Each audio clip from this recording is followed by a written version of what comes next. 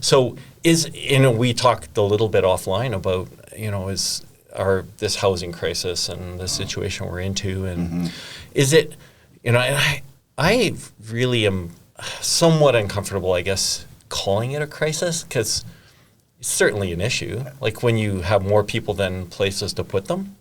But we don't say, when I go to a hotel and there's no vacancy, I don't call it a hotel crisis. Like, it's just, I need a different hotel. And I don't know, like, what's this crisis? What is the crisis, you think? I'm kind of like you. I'm skeptical when I have to call it a crisis. It's an affordability crunch. And, I think the challenge that we're faced with is you have so many people moving into this country. I mean, immigration levels are far beyond what I believe they should be. I think we need to put a pause on there, quite honestly, and at least for a year or two. But just so we can get our head above water, like right now, we've already seen about a 30% increase since 2020 in our pricing here in this city. At least a 30%. In housing. In housing. Yeah.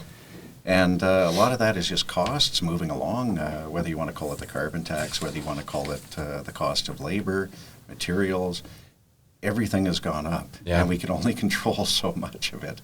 And now I think what we're getting bit with, is a bit of a land crunch, just approvals. And I can point fingers at the city. I could point fingers a lot of different ways at ideology, but ultimately that's where we're at, and that's adding to this affordability challenge that we're faced with. Do you think Calgary's unique to, like, Edmonton's a different city? Yes. Is it unique to, like, does Calgary have a unique issue?